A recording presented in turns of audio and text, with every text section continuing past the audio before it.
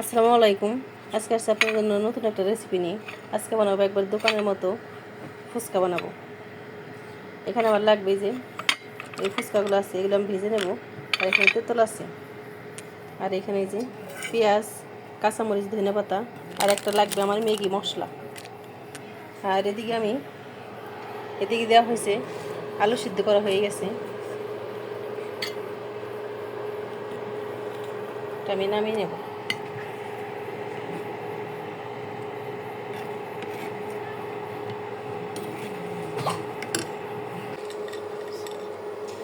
এই ফুচকাগুলো দিয়ে দিব।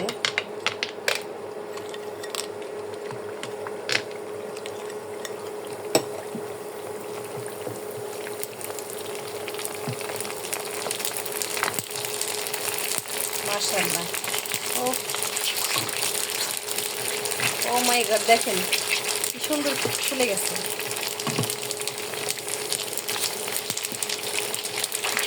সেই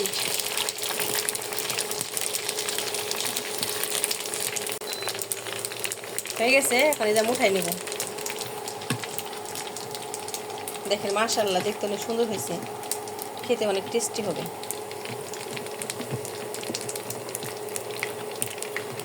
ঝটপট উঠাই নেব।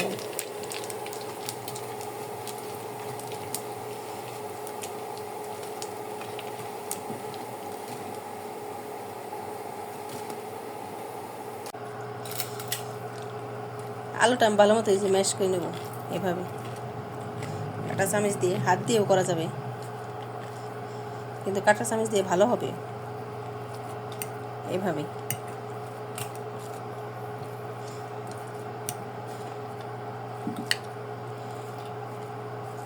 একবার দোকানের মতো টেস্টি হবে। ম্যাশ করা শেষ আমার। এখন এখানে দিয়ে দিব আমি পেঁয়াজ দিয়ে দিব, আর কাঁচামরিচ, আর সাথে দিয়ে দেবো ধনিয়া পাতা, আর লাগবে এখানে লবণটা পরিমাণ মতো, আর দিয়ে দেবো এখানে একটু ম্যাগি মশলা।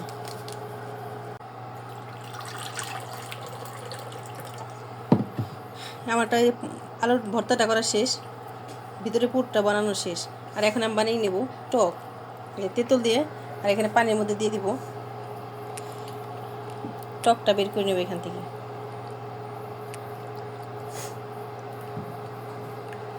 এখানে দিয়ে দিব আমি আর একটু লেবু, পুরো একটা লেবু দিয়ে দেওয়া হয়েছে। এখানে দিয়ে দিব ধনিয়া পাতা, আর এখানে দিয়ে দিব ম্যাগি মশলা। ম্যাগি মশলাটার টেস্ট বাড়ায়। আর দিয়ে দেবো এখানে আমি 1 চা চামচ চিনি, আর লাগবে সামান্য লবণ। এই ফুচকাটা আমি পুরোপুরি রেডি করে নেব। এদিকে আছে আলু, ভিতরে পুরটা দিয়ে দিব।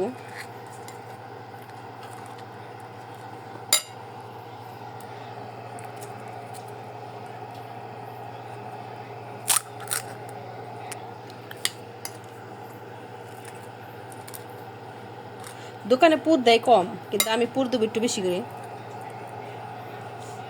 এইভাবে সবগুলা রেডি করে নেব। সবগুলো আমার করা শেষ, রেডি করা শেষ। এখন উপর দিয়ে আমি ডিম দিয়ে দিব গ্রেটার করে।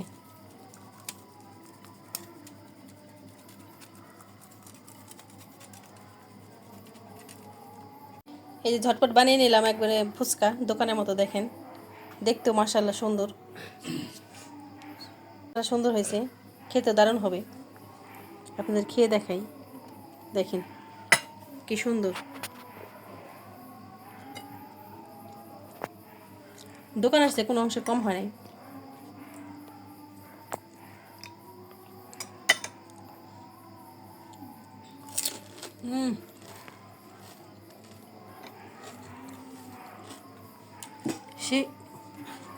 সেই হয়েছে। আর আপনারা বাসায় ট্রাই করতে পারেন। আর আমাদের ভিডিওটি ভালো লাগলে লাইক এবং সাবস্ক্রাইব করে দিবেন, আর শেয়ার করে দিবেন। আল্লাহ হাফেজ।